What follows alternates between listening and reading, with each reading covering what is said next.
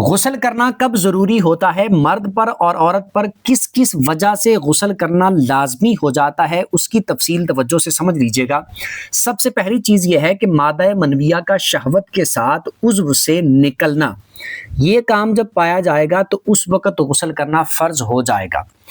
چاہے مرد کے ساتھ یہ معاملہ ہو تب بھی مرد پر فرض ہو جائے گا، عورت کے ساتھ اگر یہ معاملہ ہوتا ہے تو عورت پر غسل کرنا فرض ہو جائے گا۔ دوسری چیز ہے احتلام کا ہونا، یعنی سوتے ہوئے مادہ منویہ کا خارج ہونا، نکلنا۔ یہ معاملہ اگر عورت کے ساتھ پایا جائے عورت پر غسل فرض ہو جائے گا، مرد کے ساتھ یہ معاملہ ہوگا تو مرد پر غسل کرنا فرض ہو جائے گا۔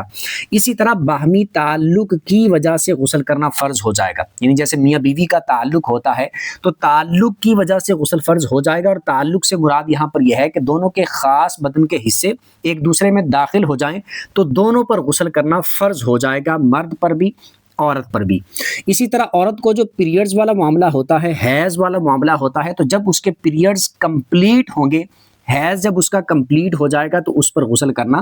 فرض ہو جائے گا۔ اسی طرح بچے کی پیدائش کے بعد جو بلیڈنگ ہوتی ہے تو وہ بھی جب بلیڈنگ ختم ہو جائے گی تو اس پر غسل کرنا فرض ہو جائے گا۔ یہ 5 وجوہات ہیں جن کی وجہ سے یہ غسل کرنا فرض ہو جاتا ہے، اور یہ جو سب سے پہلی تھی کہ مادہ منویہ کا شہوت کے ساتھ عضو سے نکلنا، خارج ہونا، یہ چاہے خود بخود ایسا ہو تب بھی غسل فرض ہو جائے گا، کوئی جان بوجھ کے خود کرتا ہے ایسا جیسے مشت زنی والا معاملہ تو بھی غسل کرنا فرض ہو جائے گا۔